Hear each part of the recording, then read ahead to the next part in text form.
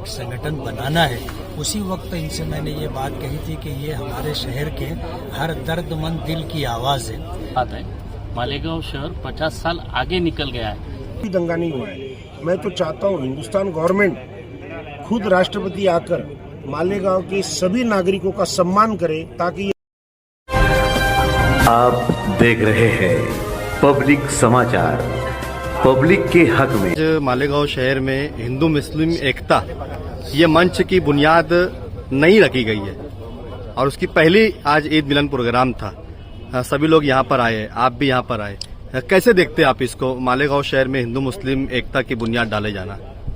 मेरा ऐसा मानना है ये हमारे शहर की सबसे पहली और बुनियादी ज़रूरत है। किसी शहर में जहाँ इंसान बसते हैं तो इंसानियत और मानवता के साथ शांति का होना ज़रूरी।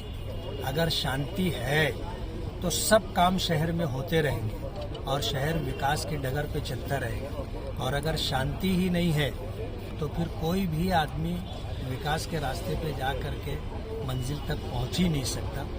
इसीलिए मैंने जिस वक्त इन लोगों की चर्चा हुई थी और इन्होंने ये सोचा था कि हमको हिंदू मुस्लिम एकता एक संगठन बनाना है, लेकिन ऐसे वक्त में भी कुछ लोग हैं जो आज भी जातिवाद की सियासत, राजनीति और बांटने की बात करते ही है, उनके लिए क्या कहना चाहेंगे? यानी जब तक दुनिया है ये सिलसिला चलता रहेगा। जिस वक्त अच्छा काम करने वाले लोग कम हो जाते हैं तो फिर पूरे शहर को, पूरे समाज को उसका नुकसान उठाना पड़ता है। लेकिन अगर भलाई का काम करने के लिए, शांति लाने के लिए अगर लोग अपनी जिम्मेदारी महसूस करेंगे और अपनी ताकत बढ़ाएंगे तो ऐसे लोग जो नफरत का माहौल बनाने की कोशिश करते हैं उन लोगों को दब जाना पड़ेगा और हम लोग गालिब आ जाएंगे, हावी हो जाएंगे, जिसकी वजह से शहर को तरक्की मिलेगी। निखिल भाई, मुझे एक बहुत सीनियर ऑफिसर मिले थे, उन्होंने कहा कि मालेगांव शहर 50 साल पीछे चल रहा है। कैसे देखते हैं आप इसको? नहीं, ये गलत बात है। मालेगांव शहर 50 साल आगे निकल गया है, क्योंकि दंगों की वजह से उन्होंने कहा कि ये 50 साल पीछे है। नहीं, मालेगांव ने 2001 में दंगे का जो पूरा इतिहास था वो भूलने की कोशिश की। 2006 और 2008 के बॉम्बास्ट के बाद भी मालेगांव शांत रहा।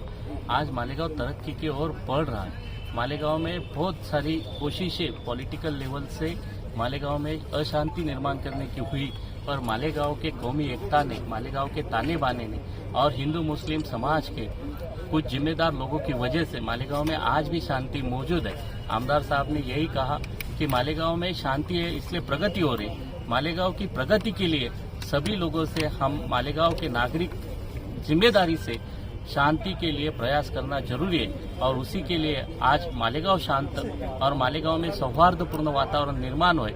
हिंदू मुस्लिम, सिख, ईसाई, दलित सभी समाज के अंदर भाईचारा निर्माण हुए, इसलिए ये प्रोग्राम रखा गया है। साथ ही आगे वाले वक्त में गढ़ के यात्रा के उत्सव में भी हम यहाँ से जाने वाले सभी भाविकों को धार्मिक भाईचारा बढ़ाने के लिए उनके साथ स्वागत करेंगे। साथ ही आगे दिवाली है और आने वाले सभी सनों में हिंदू मुस्लिम एकता संगठन मालेगांव की शांति के लिए, प्रेम बढ़ाने के लिए प्रयास करेगा।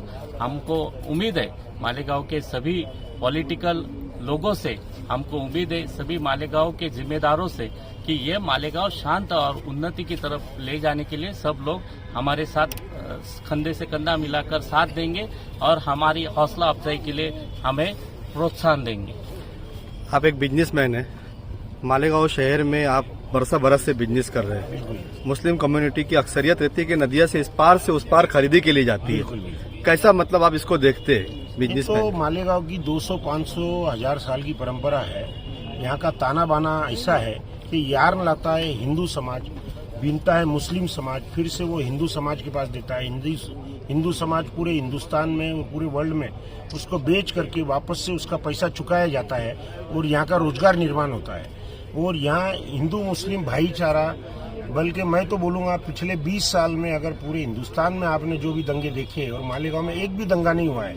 मैं तो चाहता हूँ हिंदुस्तान गवर्नमेंट खुद राष्ट्रपति आकर मालेगांव के सभी नागरिकों का सम्मान करे, ताकि ये संदेश पूरे हिंदुस्तान में, पूरे वर्ल्ड में, पूरे जग में जावे और लोगों को ये मालूम पड़े कि भाई जिस शहर को अपन बोलते कि दंगे का गांव, और यहाँ तो 20 साल से एक भी दंगा नहीं है और हम तो बिल्कुल अमन चैन से रह रहे और विकास भी हो रहा है और सब लोग एजुकेशन भी कर रहे हैं, बड़े बड़े कॉलेजेस हो गए, यहाँ पे इंडस्ट्री आ गई, MIDC आ गई, व्यापार चल रहा है, पावरलूम में रोज तरक्की हो रही है, हर दिन 100, 200, 500 पावरलूम नए आ रहे हैं, नई साइजिंग बन रही है, कपड़े का बहुत बड़ा हब हो गया है। फिर वो इधर सटाना रोड ले, राम सेतु ले या गांधी मार्केट ले, 500 किलोमीटर 200 किलोमीटर से अगर कपड़े की रिटेल की खरीदी के लोग ले आ रहे हैं और हिंदुस्तान के और प्रदेश के लोग यहाँ का कच्चा माल ग्रे खरीदने आ रहे हैं, तो मालेगांव तो बहुत तरक्की के ऊपर है। यहाँ अमन चैन बहुत अच्छा है। कभी कोई कुछ हो भी जाता है तो आपस में सभी लोग भाईचारा निभा करके उसको समझा लेते हैं और इसी वजह से पिछले 20 साल में कुछ भी किसी को भी कोई तकलीफ नहीं हुई। ये एक बहुत बड़ी गर्व की बात है। मैं मालेगांवकर हूँ, इसके लिए मेरे को बहुत बड़ा उसका गुरूर है, गर्व है।